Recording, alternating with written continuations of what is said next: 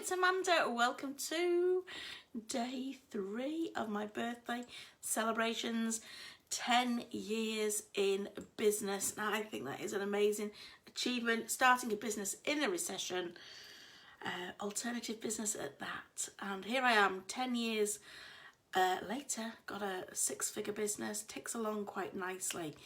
But what we're talking about today, and we'll just wait for some people to come and join us before we delve right in. But what we're talking about today is turning your money story around, because I had to turn my money story around too. So good to have you here live. Please say hello. Feel free to share me out. Plenty of Amanda to go around everywhere. Hey Becky, good to have you here.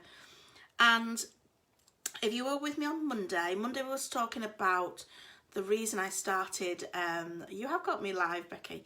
The reason I started my business, my shop in Windermere, what my motivation was behind that. Obviously, there was, a need. I had to provide money for my family, but what my real motivation was around that, and how, how I had to step out of my spiritual closet, and how scary that was, and the fears that were attached to that. And if you haven't caught those days, please go back and look at day 1, day 2, and here we are on day 3. Yesterday, I spoke about my ill health. Hey, Linda, how you doing? Are you feeling better? Just as I said, ill health, there you go. You pop on, say hello to me. I'm hoping you are better than yesterday. I am a lot better than yesterday, by the way, because I was struggling a bit with the lurgy, and it is now clearing nicely. Hello, Margie. Good to have you here.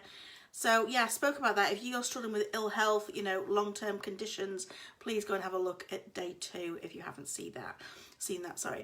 Day 3, today, here, right now, whether you're live or on the replay, I am talking about how I turned my money story around, because we are made up of stories that we tell ourselves, stories that we adopt from other people. These stories are our beliefs.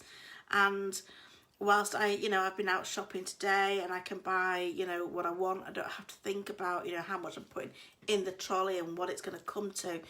I know that isn't the case for everyone. And I've also been there myself when money was not easy. I have not always had it easy with money. I have gone from living on benefits. I've lived on credit cards, pinching from Peter to pay Paul, transferring balances all the time, and remortgaging. I would clear all my credit card debts by paying, getting a new mortgage, remortgaging, and then finding that I just couldn't make ends meet again, particularly when my children were little, and I had to start using credit cards again, and it just was just a vicious cycle, absolute vicious cycle. I'm glad you're feeling better, Linda. So yes, single mum, this business has supported me and 2 children. When I was struggling financially, I was not having a lavish lifestyle. I was just getting by. Oh, that's nice, Margie. Yeah, a little butterfly necklace. So it was all about just making ends meet. I didn't have any, worry about going into a charity shop and getting some kids' clothes from in there. What I didn't like was saying no to my kids when they would say, "Can we do this?" No. And I've gone without lots of things that I wanted because my money story wasn't serving me. It wasn't working out. Now, what we're going to do today, we are going to do a little visualization. So stay till the end and you will get to learn one of my visualizations that I love to share with my clients. So I want to share with you how I really have turned it around, because whatever position you are in right now, you are creating your future. So it's important that you really remember where you are and what it is that you want, and not get sucked into perhaps your current reality so much. Because if you want your current reality to change, you're going to have to change your beliefs, just like I did. And there were some very sort of distinguishing moments when I look back over the last sort of, not just 10 years, because obviously this business is 10 years old, but maybe the last 15 years. And when I started my B&B, that was because I was sat in a traffic jam, and at the time as much as I was a single mum, I had to go back out to work when I got divorced, and I didn't like it being, you know, in the office and the kids having to go into kids club, and my parents were great at helping out, but I felt like I wanted to be a stay-at-home mum. So I was sat in this traffic jam and I saw this B&B, and I just thought, oh, I wonder if I could make that work for me. And that really took a big gamble. It took me selling everything I possibly had to buy a B&B that wasn't really that suitable for us, because we didn't all have our own bedrooms. We all had to share. I slept on a sofa bed. In fact, this red sofa that you can see behind me, that's how old that is, because that used to be my bed. I used to sleep on a sofa bed. So one of the motivating things around that was that I wanted a better life than what I had. I wanted to be a real example for my kids. And I didn't want to keep doing repeat ancestral patterns through future generations about lack. Excuse me, I wanted to be about abundance. So it required all those desires, a whole load of trust and a whole load of belief that anything was possible, and that I had to step out of my safety zone, my safety net, and really take a sort of a bit of a gamble on myself and on life. And that was huge. That was sort of got me bold and got me brave. And obviously, if you listen to Mondays, it worked well for a certain amount of years, but then it didn't work well because I got ill. And I had to, you know, rethink things. But what I've had to do is sort of experiment with the universe, because I didn't always get it right. But I did know that I could manifest a lot of things.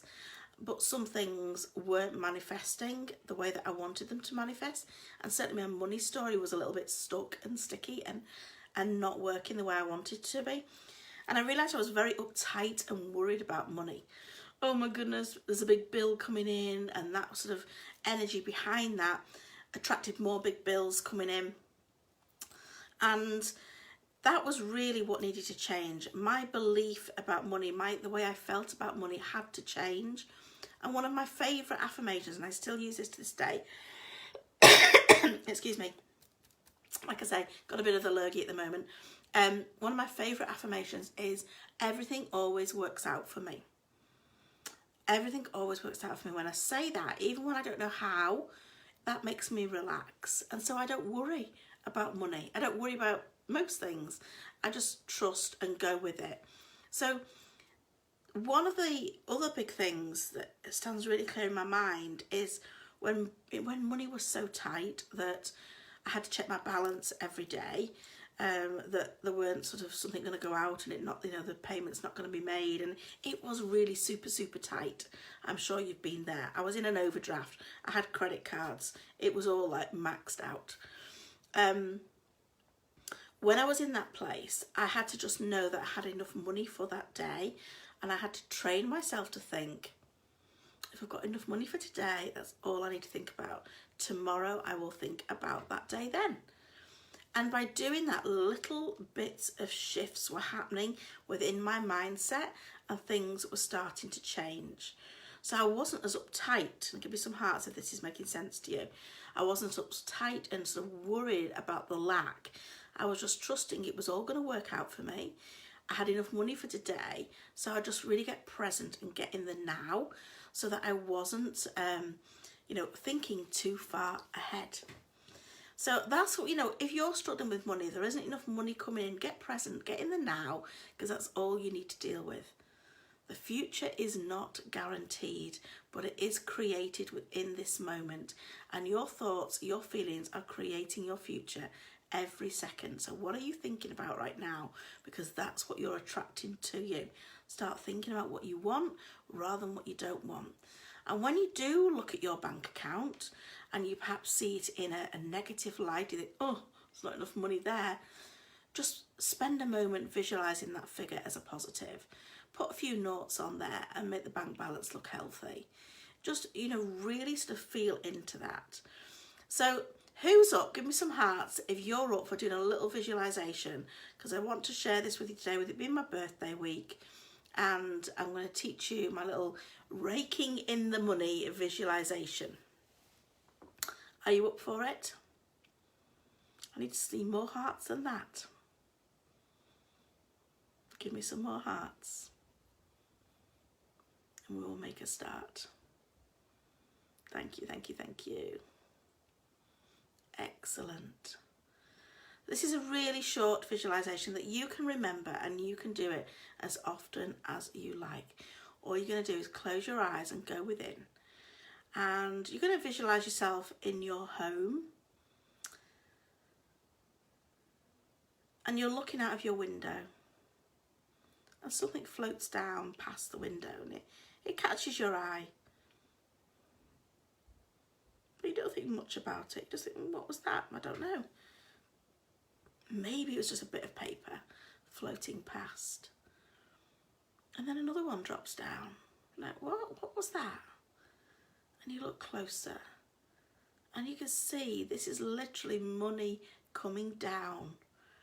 Almost raining down. And you look outside and it's only happening in your garden. Your outside space.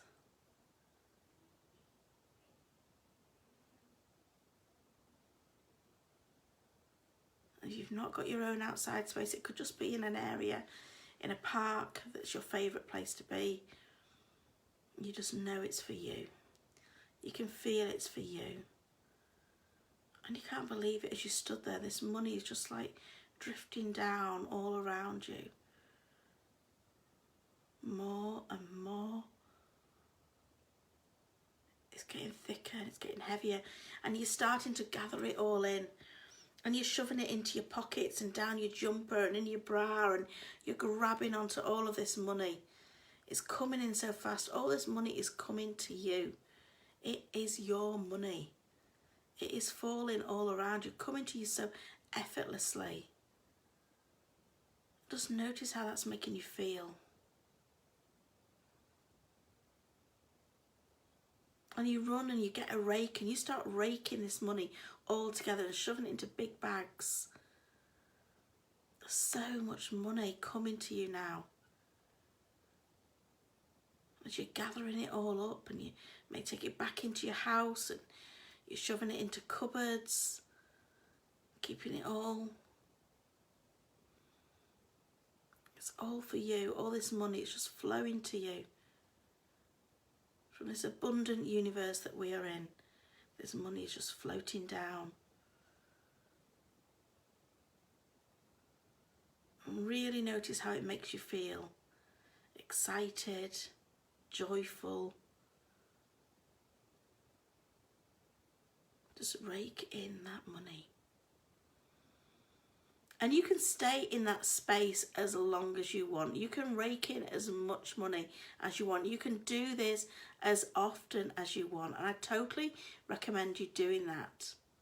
Totally recommend you doing that. The affirmation that I've given you, the other little tips about making sure that you change your mindset and you stop worrying about it and start feeling more abundant about it will all help you. Hello, Terry. And thank you for all your birthday wishes as well. Everybody that's posting in. Did you like it? Let me know what you thought. I visualise that often. Often. This is how money just flows to you from unexpected and expected ways. It's just a great feeling. And really try and notice the feeling that gives you. You want to feel excited and giddy and joyful. So that is the end of today. Tomorrow we are going to be, connecting more with your angels. I'm going to be sharing my angel story. Good to have you here live as well, Natalie. And on Friday we've got a little super bonus for you as well. But in the meantime, if you've not already downloaded some of my free resources, or booked your New Year reading, or ordered your books and cards while they're on reduced price, you can do that all over on theangelmystic.co.uk. If you're wanting more support, I'm particularly looking to support women. This is how I love to support women that are perhaps starting out on their spiritual journey, but they don't even know it. But what they do know is there is something missing from life, that they're feeling unfulfilled, that the joy is missing, that they are feeling like they should be grateful for the life that they have, but they just can't be, and they beat themselves up about that. And you know, they think they can do a short-term fix. They might even think, oh, I'll get a new car, a new puppy. I'll throw myself into some sort of new venture, looking for that happiness that might come short-term but never comes long-term. So if you're feeling a bit flat and you want help in finding your happiness, send me a message and I will tell you what has been available. Speak to you tomorrow at 11. Bye for now.